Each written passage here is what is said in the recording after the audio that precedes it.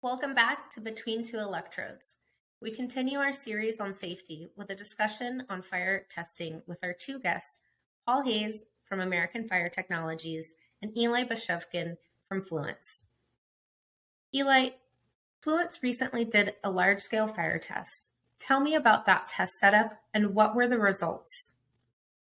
Yeah, so we conducted a test where we took four Fluence cubes and we arranged them in a configuration that you'd see on a site. We put them as close together as we allow them to be set up on sites.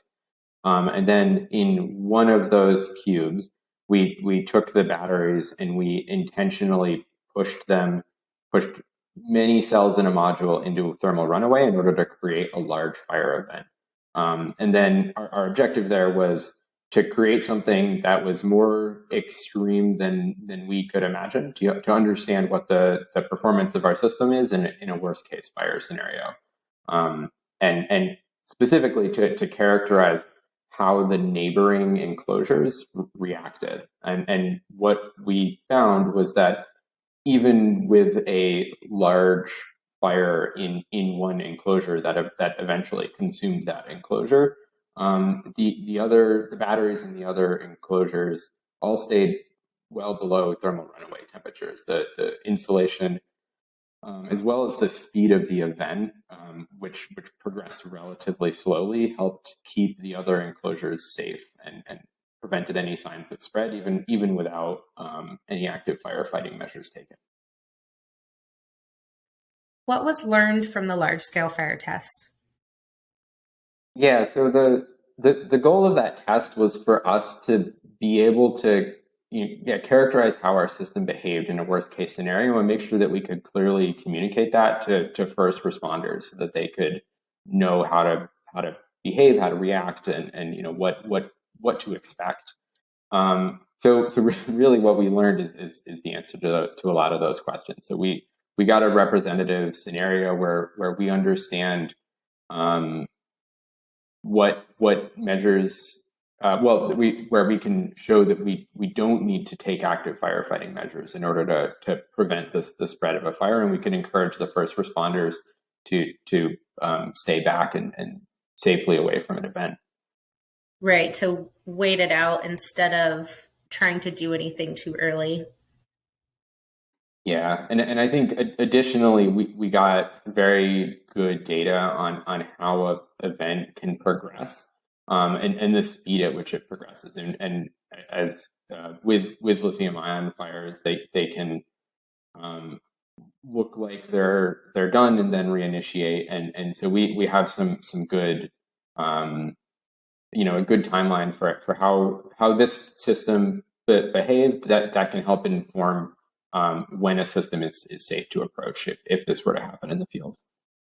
What does that look like? What is a pass fail criteria of a fire burn test? So what when I say failed, what I'm expecting is an event inside a container that goes up and not necessarily the test, because all data is good data. A couple of things that Fluence was able to do with this test was the adjacent containers put the separation distances in and actually monitor the health of the batteries. That's not something that's required under 9540A. So what we were able to do is watch the batteries in the adjacent containers. As the one container was failing, we could see what the impacts were on the actual batteries and not just thermocouples.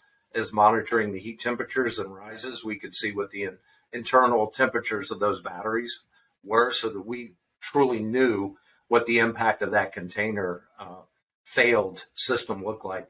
And I'm gonna make a comment about Eli in the worst case scenario. I always hate that term because it's not bounded. So to me, the worst case scenario is a zombie apocalypse. So what we did, we failed a certain number of batteries with heaters to push it into thermal runaway and then see what that propagation looks like. So we had a bounded scenario that we wanted to fail. And what I think was important about that too is that we did go above and beyond to make sure we get propagation. What was interesting in the test is initially we got propagation, we turned the heaters off and it stopped. So in my mind, that was a critical juncture in that test as well, is to see that there are limits at a smaller failure level that are probably not going to propagate beyond. But the intent of the test was a large-scale failure. So we turned the heaters back on to continue to push it to drive to a further failure. Not the zombie apocalypse, but something that would make sure that whole container failed. Great. Thank you, Paul and Eli, for sharing the latest on battery system fire testing. We'll continue our discussion on safety in our next video on product design. Don't forget to like, share, and subscribe so you don't miss future informational videos.